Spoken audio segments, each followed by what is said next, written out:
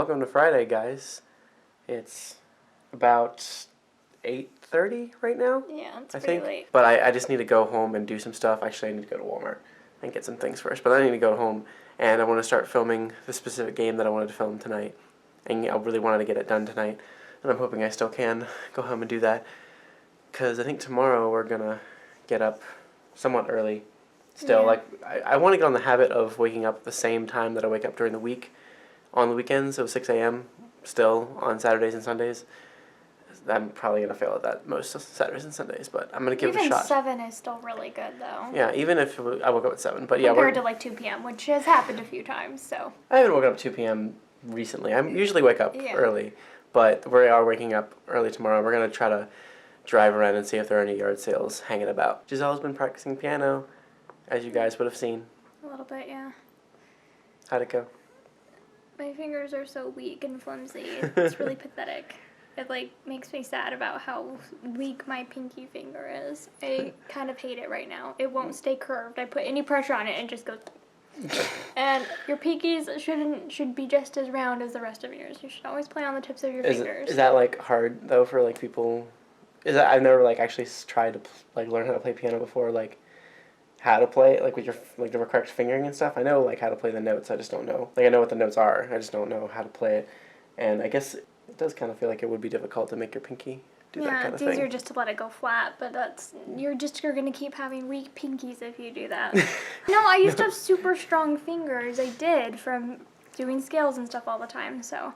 I was trying to do a bunch of scales and arpeggios today, and I used to be able to do them and chromatic scales and stuff like that all, really well, and now I just can't anymore.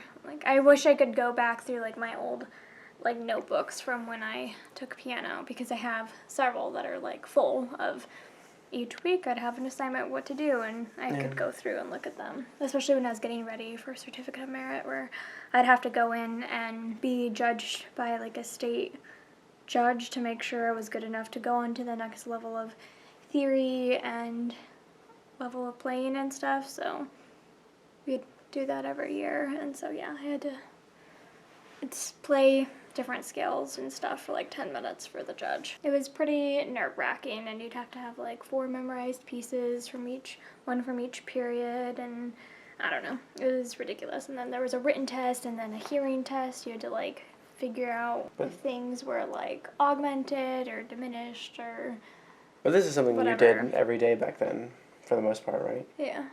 I don't know. But the test was nerve-wracking, and I don't know. My testing was basically, I was really, really behind in piano, so I did level 3 when I was 13. When you're supposed to do level 3 when you're about 8 to 10, depending. Mm-hmm. If you have started at a good age. If you started playing at age 8, you could easily get to level 3 by the time you're 10.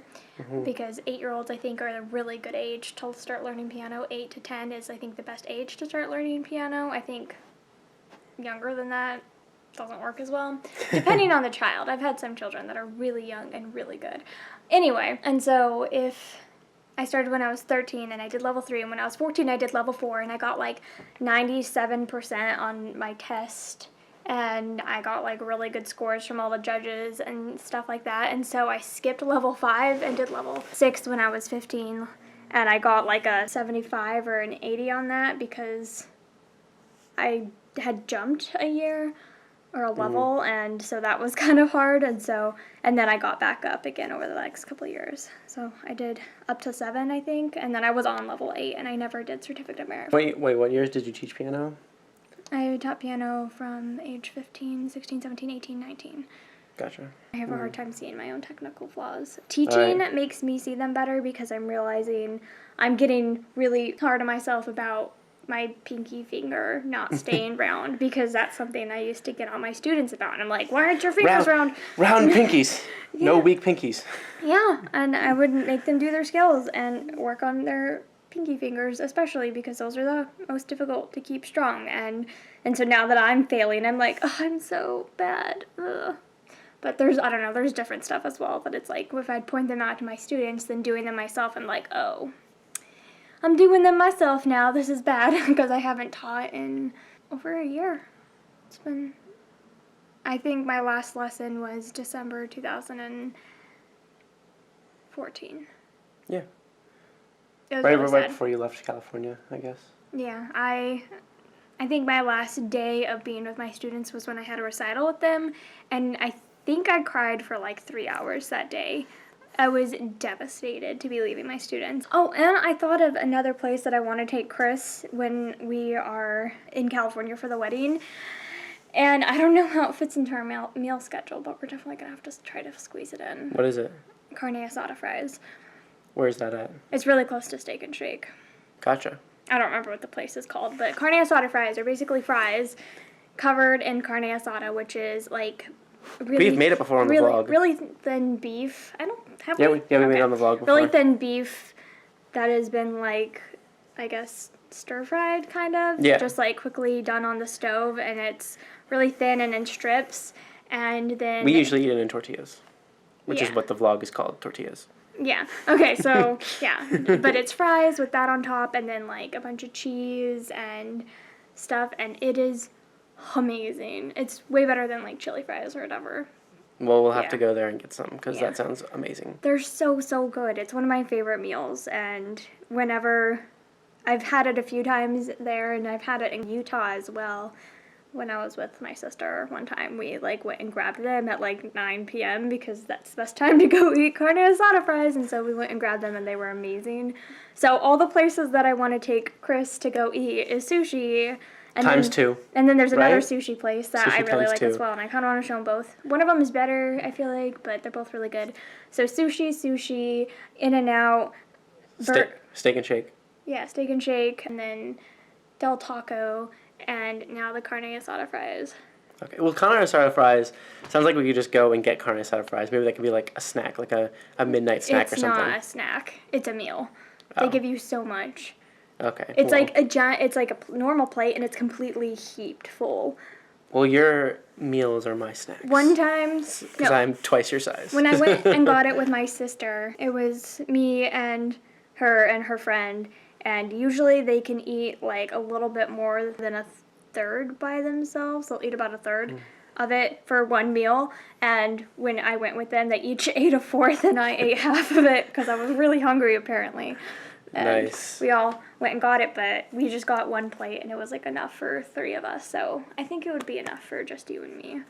It Probably. would be a whole meal because Probably. they're so good. Anyway, I've got to get going and go do stuff. I don't know what you're going to be doing tonight, but I got plenty to do, and I'm going to go do that. And I've been really looking forward to it kind of like all day.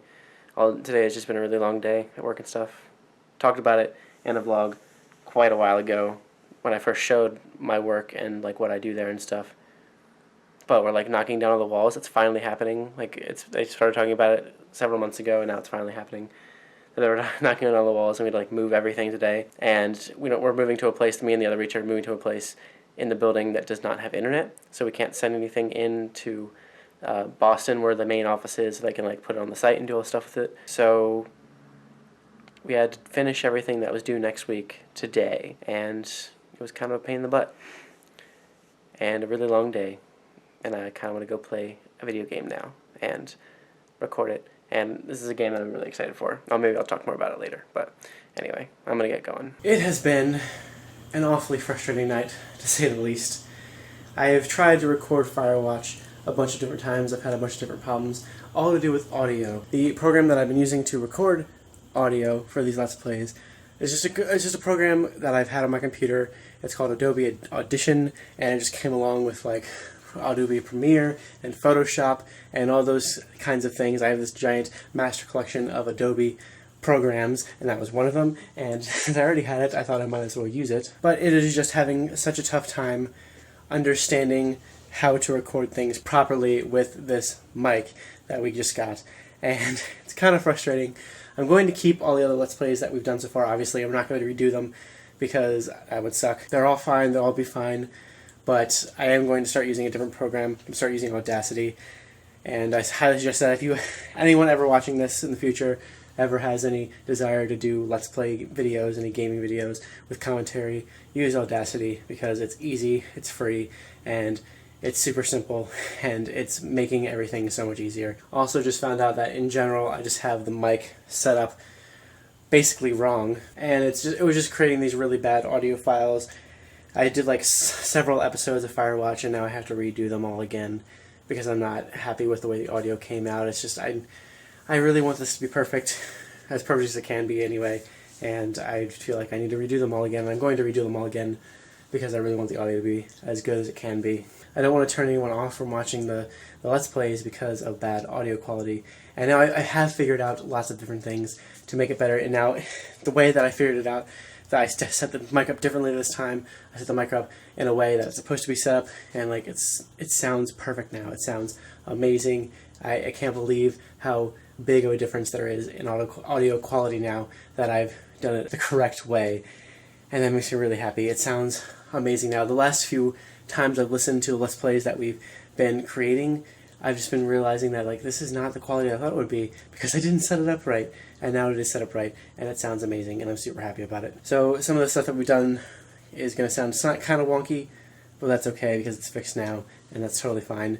I'm learning. Obviously, it's frustrating, but I'm learning slowly, but learning, and hopefully won't have any more problems. I don't know if I'm going to record any more Firewatch tonight because I really wanted this to be a blind Let's Play where I just don't know anything about it going into it. So now I've experienced part of the game already. I know stuff about it already. So it's not going to be like my real first impression reactions that it was throughout the first time that I played through it. The first time that I played through these parts that I've done already. But that's okay. I didn't get that far into the game, so it's not that big of a deal.